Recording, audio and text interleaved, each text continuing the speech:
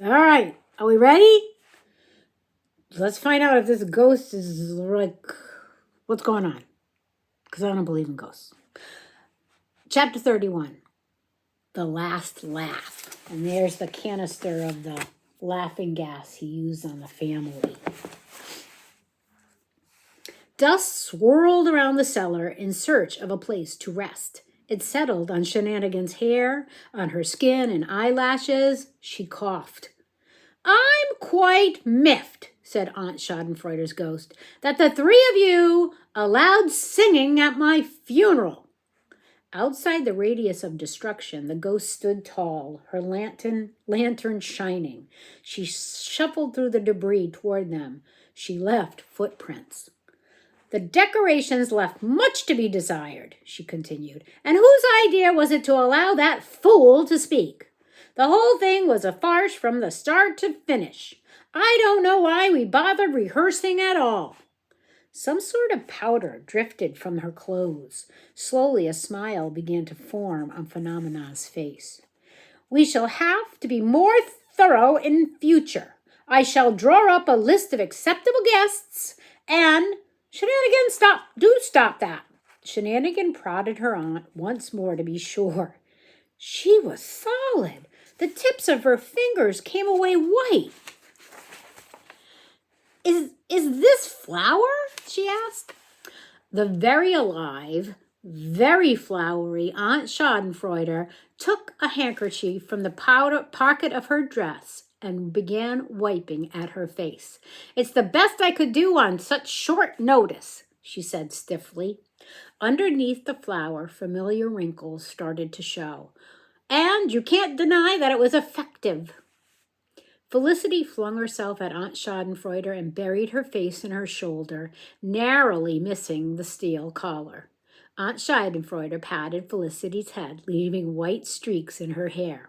There, she said, not unkindly. Shenanigan and Phenomena were not fond of hugs, as a rule, but they too folded themselves into Aunt Schadenfreude's side. The dust and flour made them sneeze, but underneath it all, she still smelled like their aunt, lilies and boot polish. Aunt Schadenfreude awkwardly put her arms around them. I'm sorry, girls, she said quietly.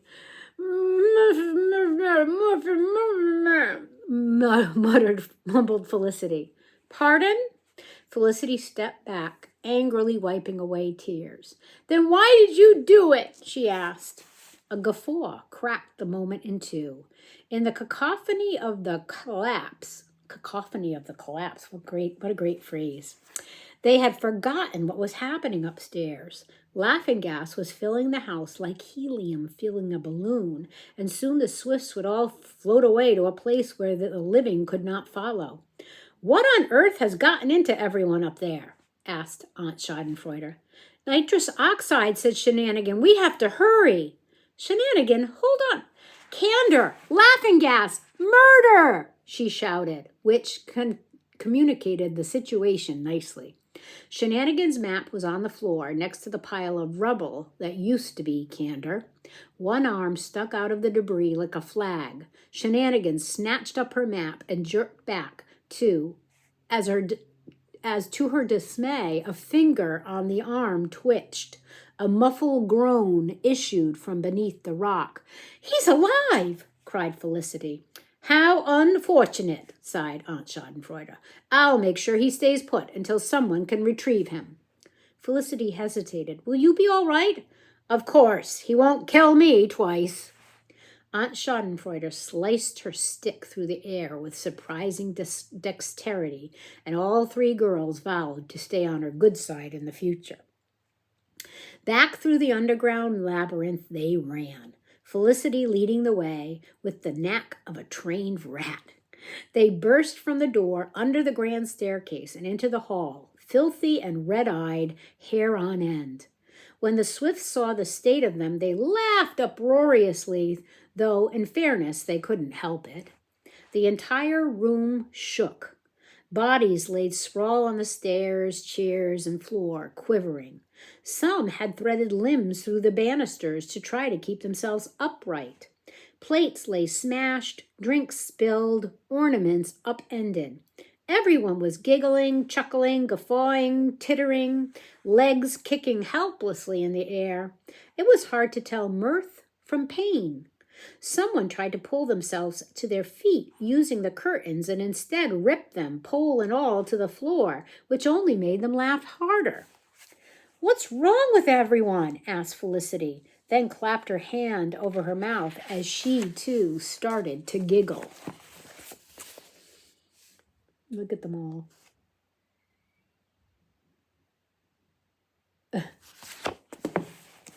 Phenomena tore the hem off of her lab coat. She dunked the strips into a nearby vase of flowers and then handed two, dripping with water, to her sisters. She tied her own tightly around her open mouth and nose. "This won't filter all the gas completely, but it will help," she said. "We need to get some ventilation in here and quickly." "What? Open the doors and windows." "Candor said he locked all the doors," said Shenanigan. "And the downstairs windows are too heavy to open. Cook usually has to do it," said Felicity.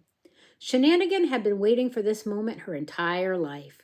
She picked up a heavy iron candlestick from the table and hurled it at the nearest window. It crashed through the pane and cool, fresh air drifted into the room. "Break everything," she said. Shenanigan ran towards the stairs, but Felicity caught her arm. "Wait, where are you going?" Shenanigan took her sister's hand and gently pried the fingers from her jumper. "I'm pretty tired of people doing that," she said. "The gas has to be coming from somewhere, so I'm going to find it." "No, you're not."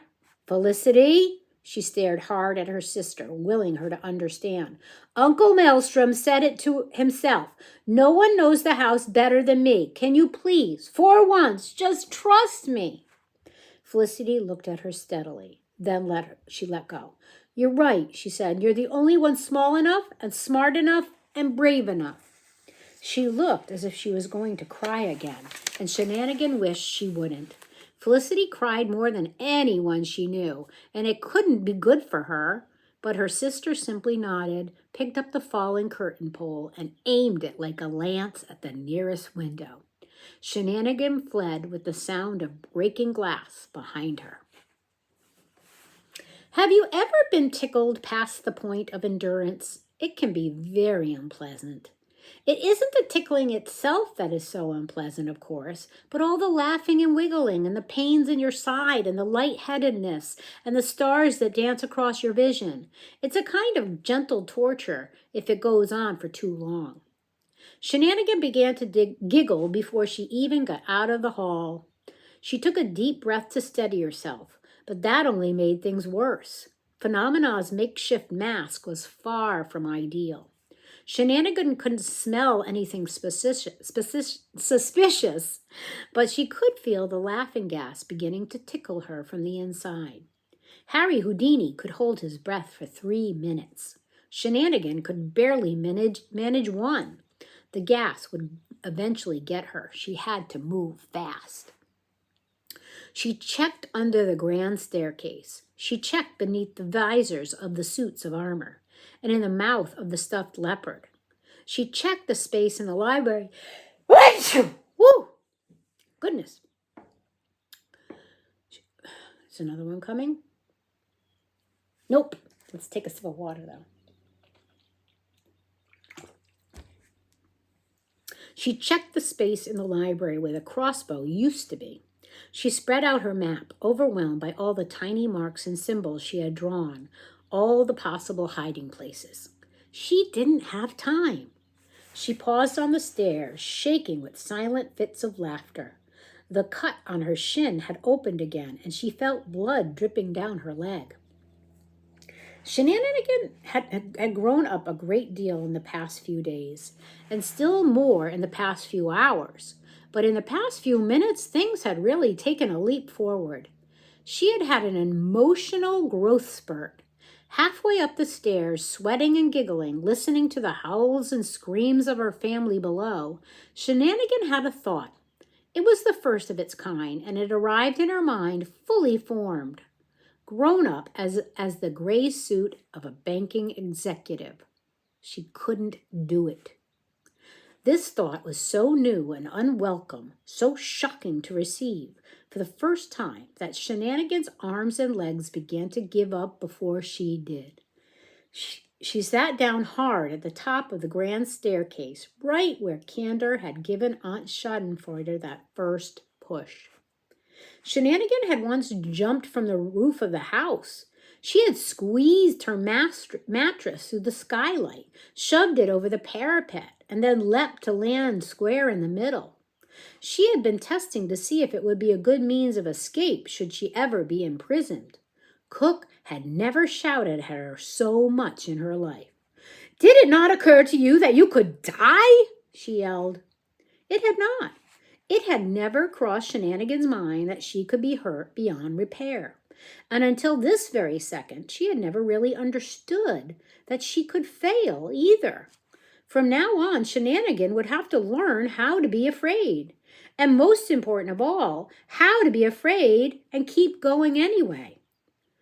All right, think, thought Shenanigan. If it were me, where would I hide a canister of lethal laughing gas? The truth was, she didn't know. There was a difference between being devious and underhanded and being a cold-blooded murderer. And that realization might have been comforting to Shenanigan if it didn't mean that her good bits were going to finally get her family killed. If I were Candor then, she thought desperately, if I were Candor and I had this map, where would I hide it? She turned her map over and frantically scanned her guide to suspicious paintings. The list of hidden holes and apertures covered by bad art. No time to check them all. She had to narrow it down. If I were Candor. Look at me. I'm Candor, she said to herself, her voice muffled by the mask. I love money and lying and bad jokes. I'm the kind of person that draws mustaches on paintings and thinks puns are the height of comedy. And I'm certainly trying to make people laugh. Oh! Shenanigan ran. She let herself laugh. She was laughing as she reached the second floor, laughing as she passed the charred outline of the secret room, laughing as she followed the hiss of gas to the painting of the sour-faced Duchess. She was sporting a new black mustache. You look a little drawn, Shenanigan tried to joke, but she couldn't get the words past her own teeth. She wrenched the painting back. The canister was almost as large as her, but light as anything, and it spat like an angry snake when she picked it up and threw herself down the laundry chute behind, none picking her nose. Her laughter echoed through the innards of the house. She burst out of the chute's mouth at the bottom of the grand staircase, flopped into a run, and sprang through a broken window into the garden. She dropped the canister on the wet grass and kicked it away from her, taking deep lungfuls of fresh, serious air. Then she collapsed. The stars swam above her. The quaking in her muscles gradually stopped. A loud crash announced that someone had managed to get the front door open, and then she heard her relatives, still giggling, dragging themselves out onto the lawn, gasping for breath. Dew soaked into her dress and hair. She was cold. She was very glad to be feeling cold. She was very glad to be feeling anything at all.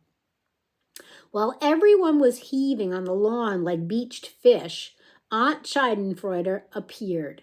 She requested that someone please release Cook, as she needed her assistance to drag the real murderer out of the cellar. Everyone was still far too weak to show much surprise at the sight of her back from the dead, and though Tintibula screamed half-heartedly, it soon trailed off into coughing. Uncle Ferrier, still retching miserably, lurched over to untie Cook, but she snapped the cord tying her wrists with a brief flex of her powerful arms, took a large bite of the apple in her mouth, and followed Schadenfreude back down to the cellar. Phenomena and Felicity plopped down next to Shenanigan.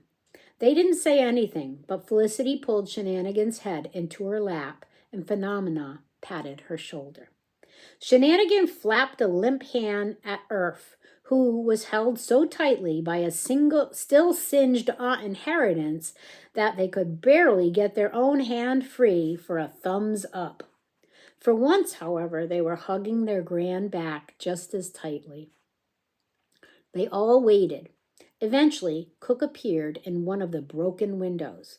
"Right, you lot! You may come back in now. It's quite safe." The family dragged themselves up with a groan and limped back inside. The hall was a disaster. Glass crunched beneath their feet like gravel.